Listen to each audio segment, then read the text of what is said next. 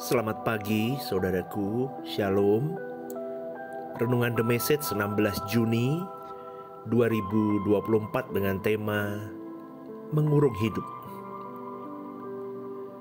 Kalau kita belajar terus mencintai Tuhan, kita terus belajar merasakan getar cinta Tuhan di dalam hidup kita, maka ketika kita berbuat sesuatu yang meleset atau salah, kita akan merasa sangat terganggu, saudaraku. Kita diizinkan Tuhan merasakan luka yang Dia rasakan. Dan di saat itu kita akan merasa sangat bersalah. Sehingga dosa itu menjadi hal paling membuat kita trauma untuk melakukannya. Dan itu adalah jalan di mana kita mulai memiliki kesempurnaan yang sejati, saudaraku. Kesucian yang sempurna. Karena kita tidak lagi bisa menikmati dosa. Karena kita mulai mencintai Tuhan dengan pathway atau jalan yang benar. Tetapi ketika kita mulai mencintai Tuhan, maka ada cinta yang harus kita jaga di tengah-tengah maraknya iblis untuk merebut kita kembali dengan dia menawarkan segala keindahan dunia, saudaraku. Dan di dalam perebutan itu yang paling sulit adalah, dan yang paling berat kita hadapi adalah diri kita sendiri. Kita sendiri, saudaraku. Dan itu adalah pesaing yang paling berat, yaitu diri kita sendiri. Manusia lama kita menjadi tempat pangkalan iblis untuk terus menyerang kita, untuk terus memberikan kesenangan-kesenangan, memberikan kepuasan-kepuasan yang membawa engkau dan saya di titik seringkali goyah, saudaraku. Itulah sebabnya Tuhan Yesus berkata, kalau kamu tidak menyangkal dirimu, kamu tidak layak bagiku. Pasti kalian yang mendengar renungan ini ada yang bertanya, sebegitukah Tuhan mau mengurung hidup kita? Saudaraku, Tuhan mengurung hidup kita itu demi keselamatan kekal kita. Dia mati di kayu salib untuk mengurung engkau dan saya di dalam kesuciannya. Yesus mati di kayu salib untuk mengurung engkau dan saya, supaya kita dilayakkan di pemandangan Bapanya, supaya secara hukum Dia berhak memiliki kita, karena Dia sudah mati dan membayar kita semua untuk menebus dosa-dosa kita di atas kayu salib dengan darahnya. Tetapi apakah kita memberi diri untuk Tuhan atau tidak? Itu menjadi kehendak bebas kita. Tidak ada paksaan, saudaraku. Kita bisa beri diri kita dengan kesadaran kita, kedewasaan kita. Itu yang dicari oleh Tuhan sebetulnya. Di dalam kebebasan berkehendak kita. Hati kita ada di dalam kekuasaan atau kedaulatan kita sendiri. Maka saya katakan Tuhan tidak memaksa kita untuk memberikan atau mengurung hati kita, jiwa, roh kita untuk Tuhan. Tidak. Tetapi Tuhan menghargai kedaulatan yang Dia percayakan kepada kita, pribadi lepas pribadi. Tuhan tidak menetapkan siapa yang selamat, siapa yang tidak selamat.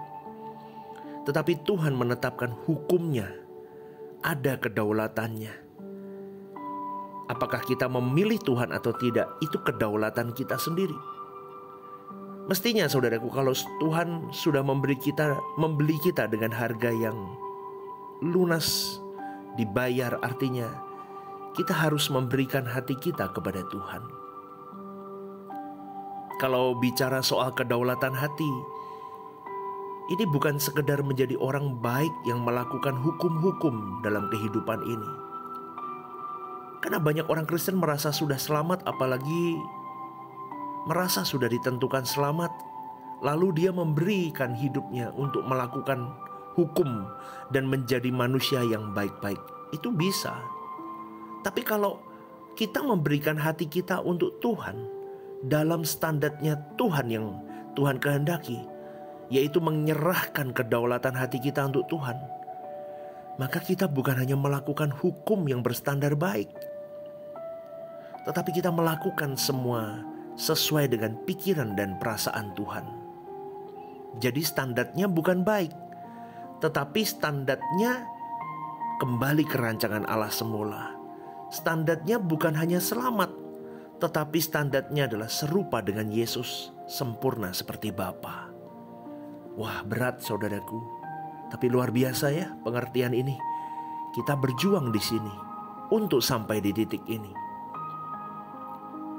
Kedaulatan diberikan supaya hati kita sepenuhnya dengan matang, dengan dewasa, dengan sadar, dengan berkualitas kita berikan kepada Tuhan sebagai hadiah untuk membuat Dia tersenyum dengan hidup kita. Itu mencintai di dalam kedewasaan, saudaraku. Luar biasa ya, kita berikan cinta kita dengan segenap hati, segenap jiwa, segenap akal budi, segenap kekuatan. Maka kita baru bisa berkata, kehendak-Mu yang jadi Bapa, bukan kehendakku. Bukan kehendak-Mu menurut hukum, melainkan kehendak menurut pikiran dan perasaan-Mu. Wah, itu keren. Kalau kalian sudah berjuang sampai di level ini, baru bisa menjadi kekasih Tuhan. Memang sulit, kehidupan macam begini sulit, saudaraku. Sulit, sangat sulit. Makanya Roh Kudus dimateraikan di dalam diri kita. Dia yang akan menuntun kita kepada seluruh kebenaran. Dia yang akan menyingkapkan kepada kita apa yang Allah kehendaki dalam hidup kita. Maka hati ini harus kita persembahkan untuk mencintai Tuhan, supaya dengan rela kita melakukan kehendak Tuhan. Kalau di PL dikatakan, kasihlah Tuhan Allahmu dengan segenap hati, jiwa, dan akal budi. Itu berarti kita harus melakukan hukum. Tetapi ketika ayat itu ada di perjanjian baru, ditambahkan satu kata lagi. Dengan akal budi, jiwa, segenap hati, dan kekuatan.